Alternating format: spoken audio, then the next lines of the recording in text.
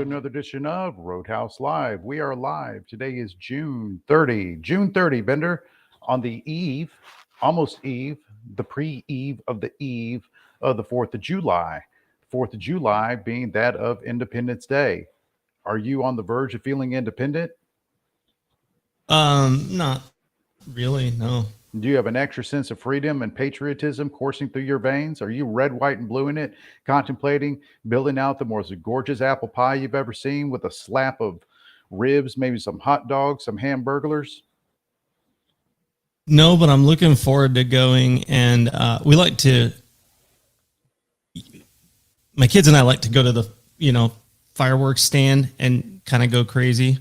That's always been since I was a kid, I was like, love fireworks.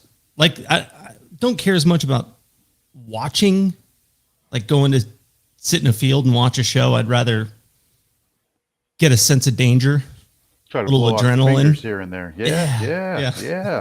Maybe point a Roman candle at somebody and see how they can run. Oh, See if yeah. they got the moves. Yep. That happens. Yep. All right, so we're coming in nice little open here. Let's start with ER from last night. Nike not reporting very well, saying that their sales are what they are, that it's not looking all that super duper. Really not a great ER and show. However, it looks, based upon data coming out today, that inflation is ever so slightly, ever so slightly within decimal point is pulling back in. You can debate whether or not, okay, it's not coming down, but you look at 4.7 to 4.6, that's down. 4.3 to 3.8, that's down. 0.04 to 0.3, that's down. No matter how you look at it, pretty much down. Personal income up a hair, a hair. So I think overall, and I don't know if we're seeing, okay, so we did get PCE or revised lower.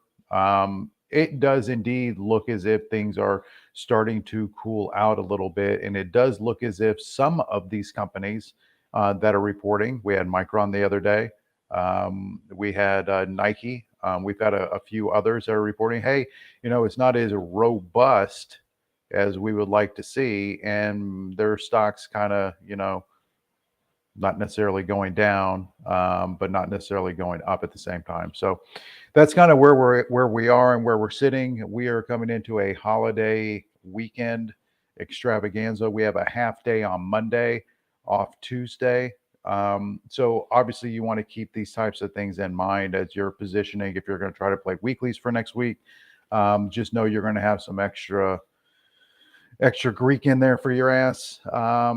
That's what we got. We got the VIX continuing to take a hit down. It's like, what are you going to say? It's like they took the data and they rocket shot it. What I can't say is we're up against what could, doubtful, yet could, approaching a potential double top on the daily on SPY and through here. Now, a double top is only a double top if it rejects. If it punches through, I think they call that a breakout. A breakout. Do you feel like breaking out? Does this feel like an episode? That sounds like hives or something. It could. If you're short, it's definitely like hives. It is definitely 100%. If you were short on the breakout, yeah, no, you got the herp and some hives and whatever other disease you can attach to yourself. That's what you get. But, flow has not been bearish. While over the last couple of days, we have seen some not bullish activity, flow has not been bearish. And as we've seen pretty much, and everybody in here can comment on in the same way, every dip has been bought. Every dip has been bought. So that number, that 44.40, 44.44 on SPX, that was kind of top-ish and rejected and spilled down pretty good. We're right back up against it. That dip was bought. So now when you're cutting through everything, you want to kind of look and say, so how is this weekly candle going to close? How is a monthly candle going to close? How are these things going to close? And how are we going to be looking moving forward? Bender, this is where you step in and say, this is how we look at it moving forward. Oh, All right. Well, this is how we look at it moving forward. That's Okay, it, right? That's all you need from me. market opens in 23 minutes. All right. Yeah, let me throw my screen up here. Incoming. All right. So what we have here, let's go to a 60-minute. You can see I've got a 60-minute fair value gap shaded box up here. The first thing I want to point out is we've got just below that this regular trading hours gap that we were watching. If I go back to regular trading hours, we can see that gap, and it looks like now we are going to gap through it. So this gap, we're going to continue to track because at least as of now, it's going to stay open, assuming that we don't drop. What do we got? 20, 43, 60, like 20 handles before the open. So I'm going to keep tracking this gap. I've also got a line here for, this is yesterday's close on the 1 minute candle. I'll be tracking that if we do get, a pullback. Go back to electronic trading hours, and you can see we've got this 60-minute fair value gap here that comes from this candle that we're trading. We traded right up to the bottom of it, right? Just inside of it.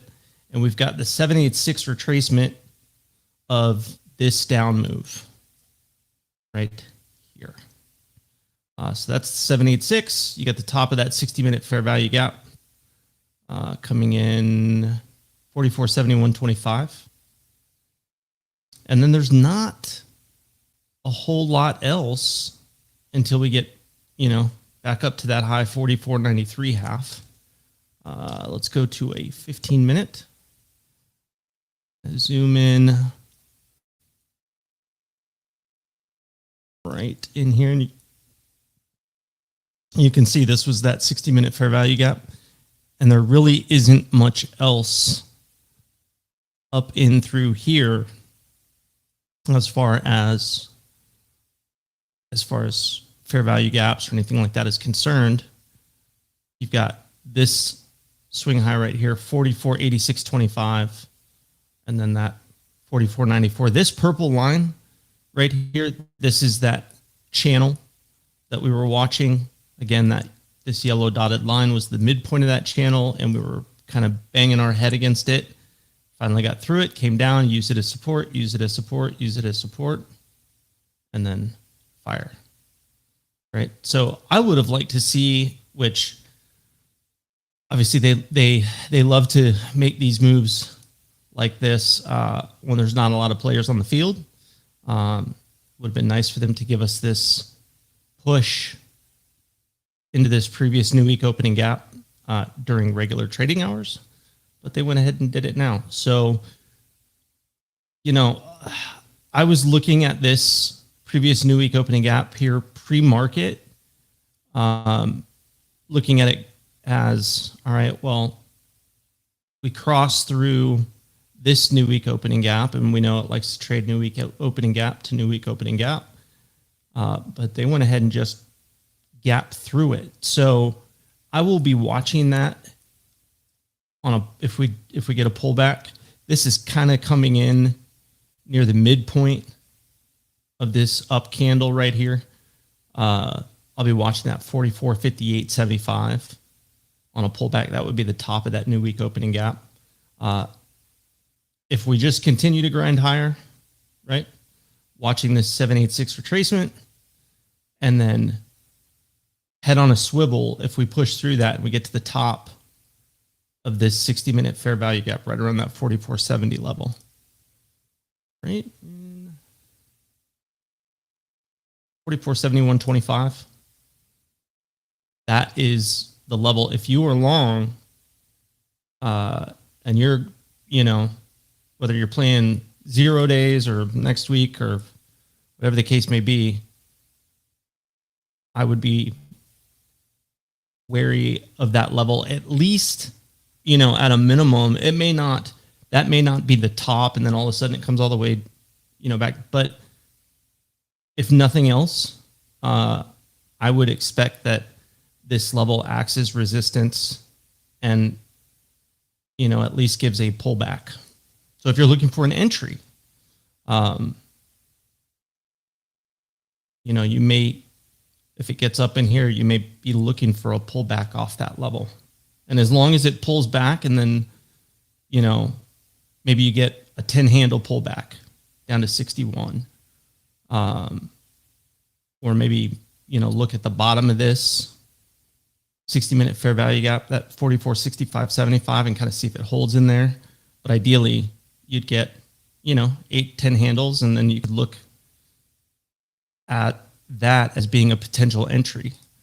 So from 71 to 61, and 61 would essentially leave this open, right? So I'll throw a line there. You get that 10 handle pullback, that might provide an entry using this new week opening gap as a stop. That'd be 3 handles or so. If it falls back below that, then you can see this line down here at 44, 48, 75. That's the top of a fair value gap on the 60-minute.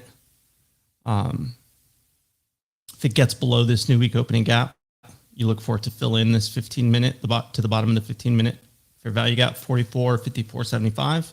Below that, I would be looking at this 60-minute fair value gap, 44, 48, 75. I'd look to see if that holds. Going back out to, let's go, here we go. Back to the daily here. Hells, we were talking about this pre-market. And we've talked about this, the last several mornings since we hit the bottom of this. Actually, we were talking about it when it was up in here, that it could come back down and test this daily fair value gap, which it did, and it held. I was looking for, we were expecting a bounce. I was looking for a bounce, but I thought we'd get a bounce up into this 50 to 61.8% retracement, and then potentially pull back down into this actual gap in here, or test the top of it. And they decided not to do that, right? They pulled down, and as we talked about, this was a 50% retracement of this up move. They pulled right down into that and just fire. So now we're sitting at the top of it. We've got our levels going into the day here that I just laid out. I'll post this chart.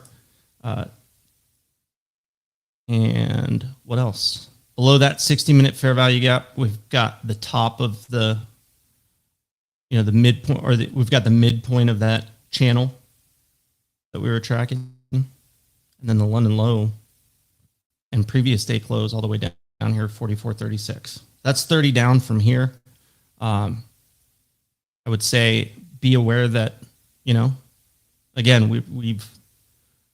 we are tracking to gap back through this previous gap. So,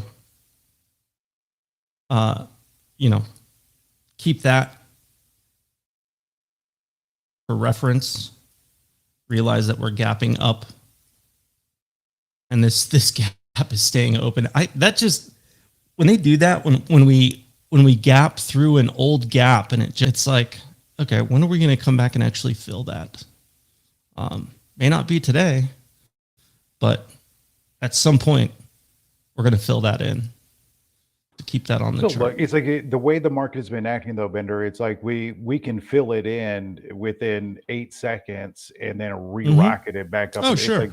It's like the way this bitch is programmed. And I say programmed because a lot of this is just straight algo buying. If you're watching level 2, that's what you're seeing. It's like dip, buy. It's like this is the computers are set to buy no matter fucking what. The computers are set to buy. So until that stops, we're going to continue to go up. It doesn't matter what the data coming out is. Any dip will be bought. It's like at this point, any data that confuses the market, that creates a red candle, is a gift for the algos to be able to buy all over again. It's like that's just the way it's set. Is this going to be a double top, or are we breaking out? Is there any other question?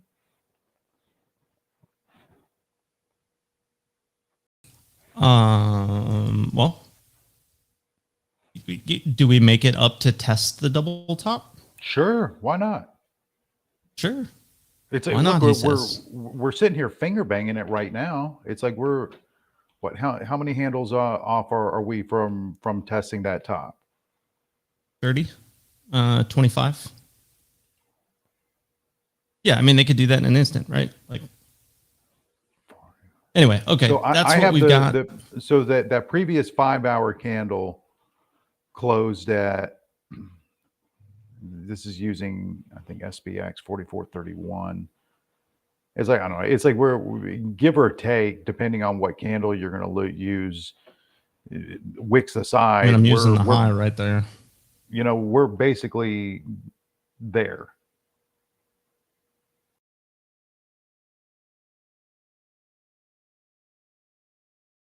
Yeah, We're I've got basically 40, there.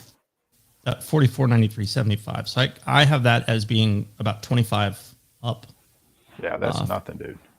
No, you're absolutely correct. Okay, so let's go look at the Bitcoin chart real quick, just because it did cross over 31 briefly. It's been on fire as well. And even during this last little pull down in the ES, that's what's down here, the S&P futures, during that last little pull down, Bitcoin didn't really experience that, right? It just kind of kept on trucking, consolidating in here a bit, but you got 31,477 was the high from the 23rd, and a break above that. This retracement right here, or yeah, this is a 1618 extension, is just up above 31,720. I want to bring this up because, even if you don't trade crypto, you get Bitcoin firing over, 32 and starts running some of these extensions up here. It's going to take a lot of stuff with it. And keep an eye on your crypto names. Hut, Riot, Mara. I know there's a new Bitcoin ETF coming out, whatever it is. I think there's like 6 of them coming out in the next couple of weeks. I mean, you can use these levels that we put out. I've been kind of going back to and referencing on Bitcoin. You can use these to trade, some of the associated names and options on some of those names.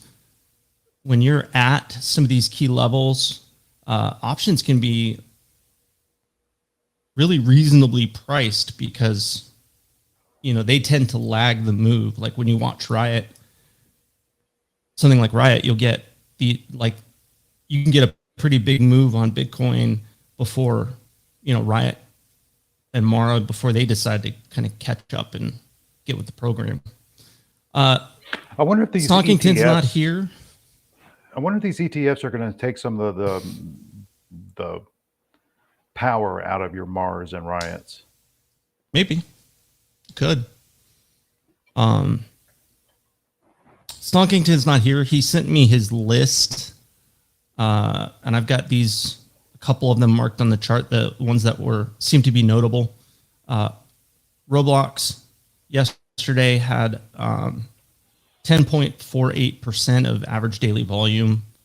That worked out to be 35 million, almost 36 million. That took place at 38.90. So if you're watching Roblox, that's kind of the level to watch. See what it does around here. When we go out to a daily, you can see that this area in here has been, it was kind of consolidating above that level. If it starts to consolidate below it, you might get a move down here around 37 area, potentially breaks that. You've got some gaps and stuff in here below that it could come back and fill in. If I'm looking at this down move here, gonna throw that on there. Get the 618 right there. So this down move, you get a bounce into that golden ratio that acts as resistance. And now we're below that dark pool. So keep an eye on that. Pre-market, it is above 39.90. So on a pullback, watch that level.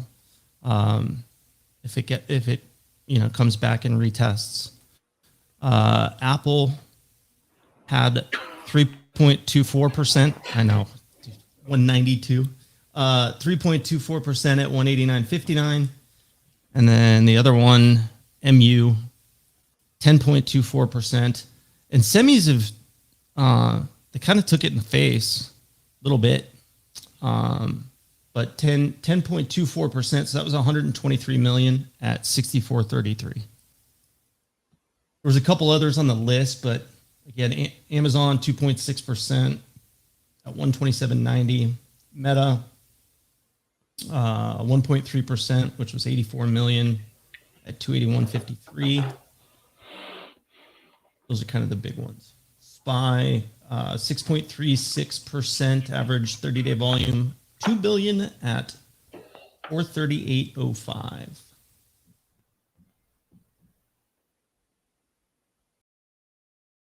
HYG 33 point. What's HYG doing? It's had a lot of activity this week, past couple of days. 33.76%, 867 million, 74.66. A lot of activity over there. 66 in there. What is that corporate bond ETF? Yeah. Anyway, that's about all he's got on the list of interest. The one specifically highlighted was that one on Roblox as being, rare size, rare activity for this ticker.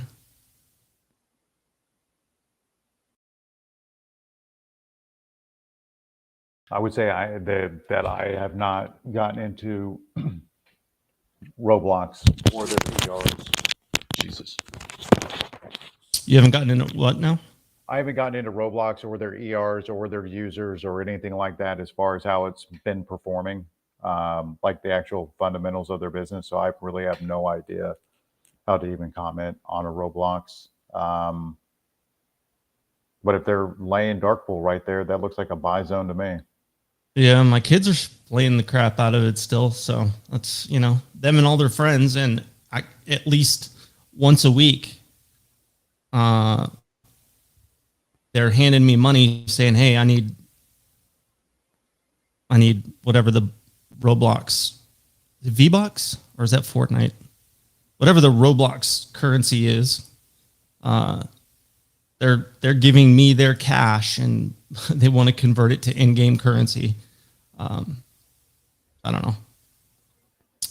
But does that mean they're just buying it, or does that mean it's like a real currency that they can cash back out?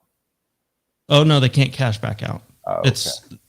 It's like coins, right? That they use to spend on items in Roblox. Quarters going to the arcade. Yeah. Got it. Yeah. Ooh, I need this new emote or whatever.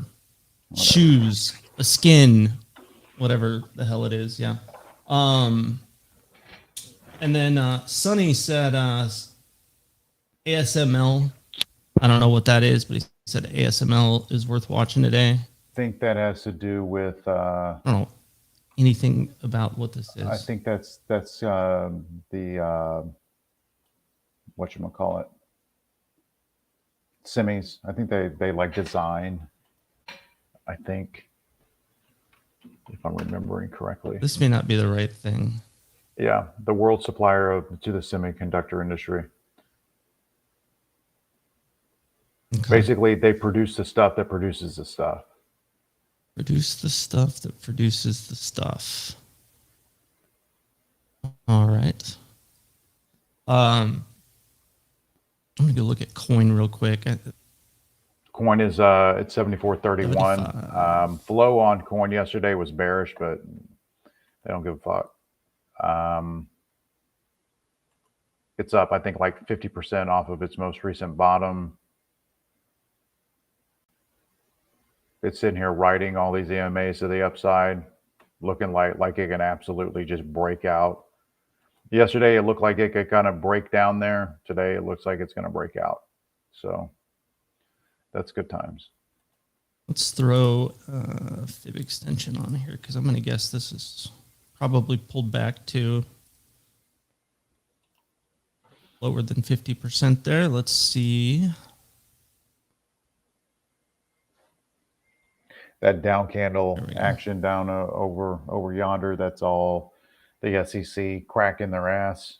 And then we'll probably put in a higher high off of that without resolution.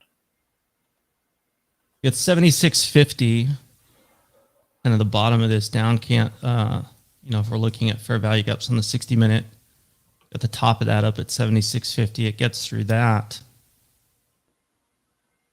Man, it can really fire. The tops over here coming in right around 85.40. And then above that, you have this candle's high. That's up at 87, 88. And then the extension, after this pullback, these extensions up here are over $100. 1272, 103.12.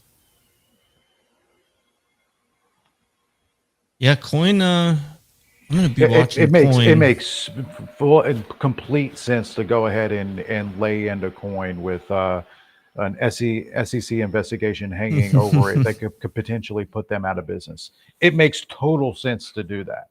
100%. Everybody should load the fuck in. Just so to change. Couldn't that be one of those like look left while we do something over here on the right? Sort of things. It could be, but it's like if you look at the fees that you pay on coin in order to trade Bitcoin or trade any type of coin, they're exorbitant. They are so fucking expensive to even use Coinbase in any capacity. What does it do to coin and their revs when you can buy from Fidelity or anybody else? It's like what does that do to give you the exposure without having to fuck with effectively loan sharks, what they are over there with the fees that they charge? Well, it's like, yeah, I think there's a difference between buying crypto in like, your Fidelity account. And let's keep in mind that BlackRock, when they were talking about their new ETF, I think they said essentially Coinbase was going to be the, I don't know if it's the holder or what of the actual cryptocurrency of the actual SEC Bitcoin. Approved that? I think they so. approved the ETF knowing that that's what it was. This is fucking unbelievable. Okay. Yeah. All so I'm not saying that, but I am saying that I guess that, there's a difference between there's a lot of Coinbase transactions that happen because people are paying for something in cryptocurrency, whether that be, an ETF or for some service or whatever it is that, one of my cloud hosting providers accepts cryptocurrency. So I think there's a lot of transactions that,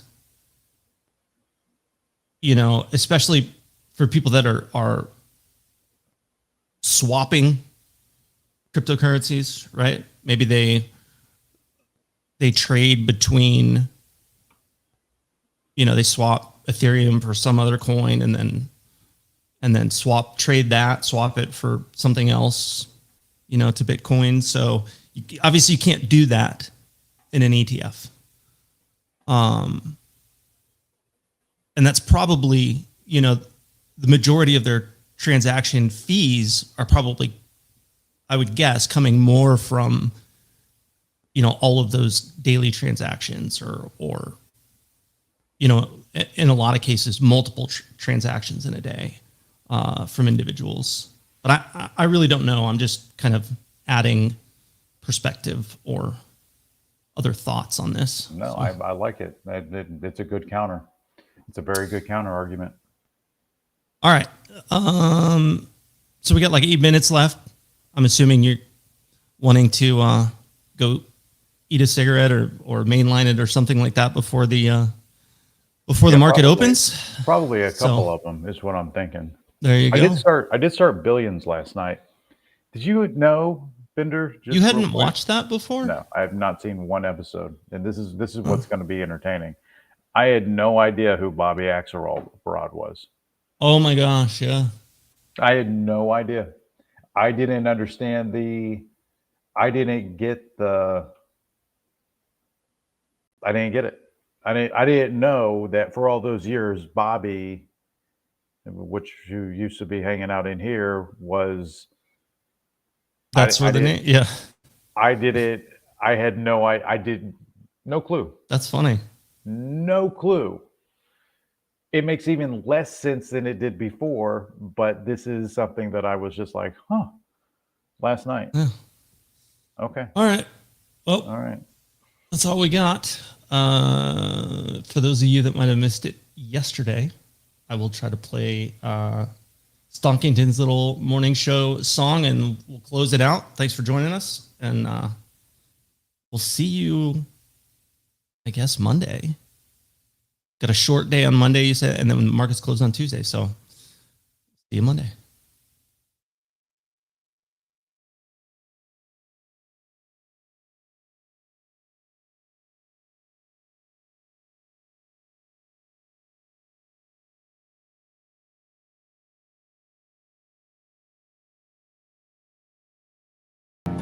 Every morning when I wake up, it's a podcast called the motherfucking Roadhouse Live. We talk about the market, then we do some levels, and we find out if the price is right. Next we get the open and flow starts rolling. It's time to make some money again. But something's got me feeling when Powell starts speaking, he's gonna fuck it up again.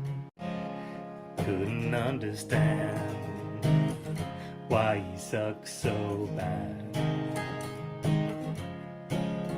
Once again, as predicted, when the CEOs start speaking, they gotta say AI.